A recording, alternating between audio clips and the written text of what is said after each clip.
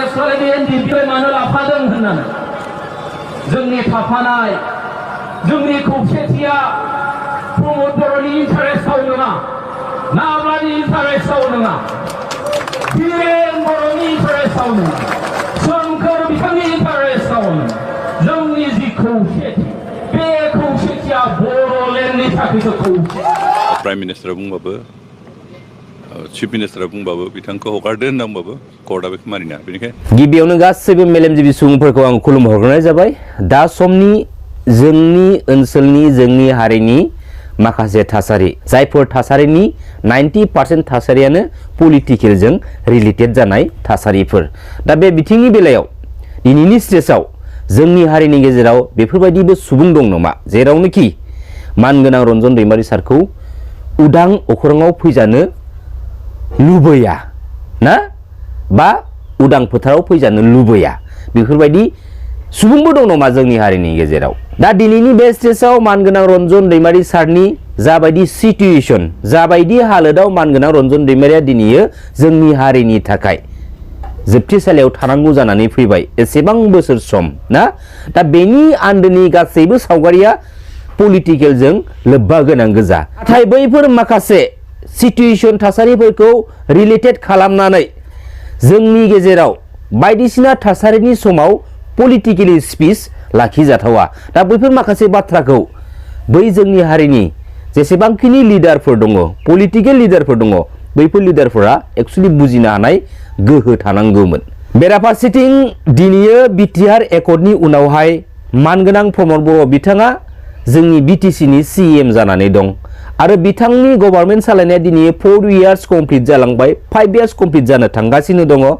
दा आपकामिं 2025 बिटिसि बिसायख'थियाबो बांद्राय गोबाव गैला दा बे समाव मानगोनां प्रमद बर' बिथांनि 4 इयार्स कमप्लिट जालांनाय गभर्नमेन्टआ जोंनि ओनसोलाव बेसेबांखिनि जौगानाय लाबोनो हाखो बेसेबांखिनि डेभेलप खामानि मावलांखो बेवहाय गोबां रोखोमनि गोबां बाथ्रा दा बिटिआर एकर्डनि गेजेरजों लाबोनाय जेसेबांखिनि दफाफोर दङ बैफोर दफाफोरनि बेसेबां दफाफोरा मावफुंजाखो दिनैनि बे स्टेजआव रायजो राजाफोरा रावबो जाम्बा आरो जाम्बि गैला बयहाबो साननो हानाय गोहो दं मोनदांथिनो हानाय गोहो दं आरो जायफोर खोथाफोरखौ गभर्नमेन्ट जायनि सिगाङावहाय गभर्नमेन्ट दाखांनायनि उनावहाय जों रायजो राजानि सिगाङाव खोथा होदोंमोन बैफोर खोथा लाखिबोनाय खामानिफोरा जों रायजो राजानि गेजेराव बेसेबांखिनिया मावफुंजाखो दा बैफोर माखासे नोजोरखौ जोंनि गासै बर' हारिनि रायजो राजाफ्रा नोजोर लाखिबोदों आरो बैफोर माखासे खामानिफोरखौ दिनैसिमबो मानगोनां प्रमद बर' बिथाङा दिनै नङा गाबोन नङा गावनि गभर्नमेन्ट रुलिं थानाय समावनो मावफुंलांगोनखौ मावफुंलांनायनि आसाबादिखौ लानानै गोबां रायजो राजाफ्रा लामा नेनानै दंगासिनो दङ नंगौना रायजो राजा नोंथांमोन बे नङा जे जायफोर खोथा होनाय खोथाफोरमोन बेखौ खोथा होफानो जे मावफुंजोबनो हागोन बा मावफुंजोबनानै होथारनांगौ बिदि नङा दा बेनि आन्दोआवबो गोबां रोखोमनि गोबां माने जेंनाफोर थायो माखासे इस्युफोर थायो जायनि जाहोनाव माखासे खोथा होनाय खामानिफोरखौ मावफुंजोबनो हाया दा बे बिथिंनि बेलाखौबो जोङो नोजोर लाखिनानै बुजिनानै जों लानो रोंनांगोन दा पलिटिकेलि बिथिङाव सोरबा पलिटिकेल लिडारनि ना खोथा होनायखौ दिनै 50% मावफुंजाबाय 50%आ मानो मावफुंजायाखै बेफोरबायदि साथबादिखौ लाखिलायनानै सोरबा पलिटिकेल लिडारखौ गाज्रि मोननाया जोंनिसो गोरोन्थि जागोन बेखायनो बै लिडारखौ जोङो एसे सम होनांगोन जे गावनि थानाय समाव गावनि गभर्नमेन्ट रुलिं थानाय समाव बै आद्रा थानाय खामानिफोरखौ मावफुंजोबनो हागोन ना हाया जेसेबांखिनि खोथा होनाय खामानिफोर दंमोन बैफोर खामानिफोरखौ बै लिडारा गावनि दैदेननाय समाव मावफुंजोबनो हागोन ना हाया बिनि समखौ जों एसे नेबावनांगौ जेरावनोखि बिनि गभर्नमेन्ट रुलिंआ दिनैसिमबो जोबनो थाङाखै बेफोरबायदि माखासे नोजोरखौ जों लानानै गावजों गाव बुजिलायनानै जोङो सम होनानै समजों लोगोसे जोङो नेनोबो रोंनांगोन दा बेराफारसेथिं जोंनि हारिनि गेजेराव जेसेबांखिनि लिडारफोर दङ जोंनो गासैखौबो नांगौ जोंनो गासैनिबो इम्परटेन्ट नाथाय बेनिनि गेजेराव जोङो सोरबायदि लिडारा बबे मोनसे एंगेलजों बबे मोनसे लामाजों रिलेटेड खालामनानै जोंनि गेजेराव बाथ्रा बा कमेन्ट शेयार खालामदों आरो बै लिडारनि कमेन्ट्सआ जों रायजो राजानि थाखाय गनायथाव नंगौना नङा बैफोर माखासे बिथिंफोरखौ लानानै जोङो माखासे समाव माखासे लिडारफोरखौ जोङो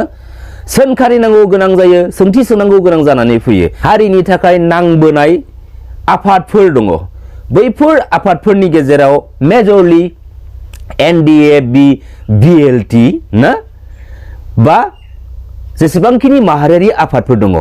दा बैफोर गासैनि थांखिया मोनसेल बे थांखियानो जाहैबाय मा जोंनि बर' हारिखौ जोंनि बर' हारिनि गासै बर' फिसाफोरखौ गांसे बिलाइनि सिङाव दोननाय आरो लोगोसे गंसे फिरफिलानि सिङाव दोननाय बे मोनसे थांखिजों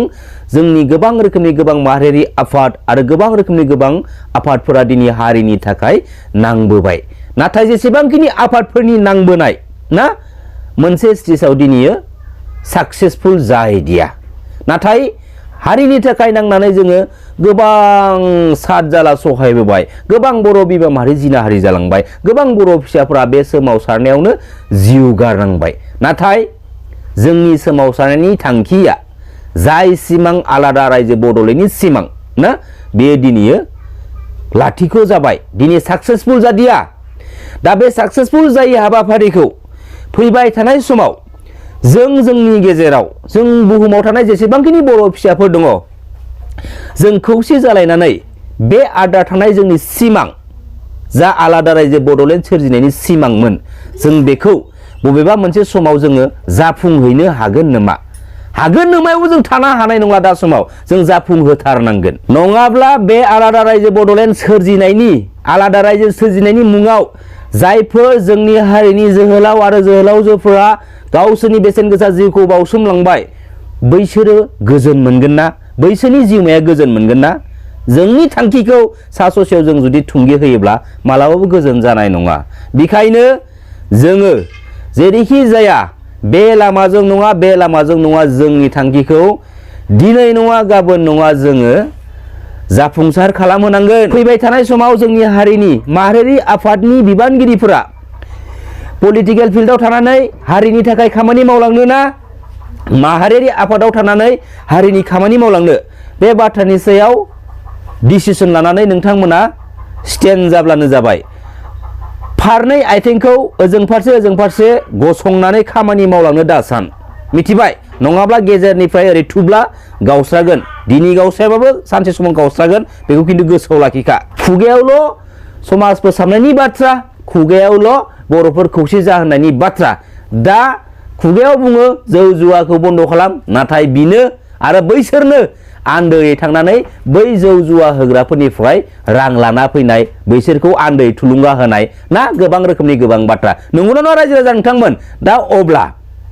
जों पाब्लिकनि गेजेराव ओरैनो खुगायावल' बुंफ्लानानै आन्दैयै आरोबाव बैफोर माखासे समाज बेरेखा खामानिफोरखौ मावनो बिथोन होनाया बेसेबां मोजां खामानि जाखो रायजो राजा नोंथांमोन बेखायनो दिनैनि समसिमबो जोंनि हारिनि गेजेराव माखासे समाज बेरेखा खामानिफोरा खमायलांनायनि अनगायै बांसिननिफ्राय बांसिनसो थुलुंगा मोनगासिनो दङ जों बयबो नोजोर होखायो जों बयबो मिथिखागौ नंगौना नङा रायजो राजा नोंथांमोन बेखायनो फैबाय थानाय समाव जोंनि जा निउ जेनेरेसन देरफुनाय लाइमोन सेंग्रा सिख्लाफोरा बे समाज बेरेखा जेसेबांखिनि खामानि बा हाबा हुखाफोर दङ बिनि एगेन्स्टआव जों गसंथालांनांगोन नों जुदि गोसोब्ला नोंहा जुदि समाज फोसाबनायाव इन्टारेस्ट दंब्ला आरो समाजनि जेसेबांखिनि बेरेखा खामानिफोर दं बैफोरखौ होबथानो जुदि नोंहा थांखि दंब्ला नों हारसिंब्लाबो बैफोर खामानिफोरखौ नोङो मावलांनो हायो नंगौना नङा रायजो राजा नोंथांमोन जाय गाज्रि खामानिफोरखौ होबथानो थांनायाव जोंनि हारिनि सोरबा लिडारानो जा बा जोंनि हारिनि सोरबा सुबुङानो जा गाज्रि खामानिखौ होबथानो थांनायाव जुदि सोरबाफोर हेंथा होयोब्ला बे मानसिखौ खिन्थु सिदा जायगायावनो अन दा स्पट बिगुर बुसिनाय जागोन सिदा बाथ्रा थोंजों बाथ्राखा खुलुमबाय जय बर' हारिनि जय बर' बिमानि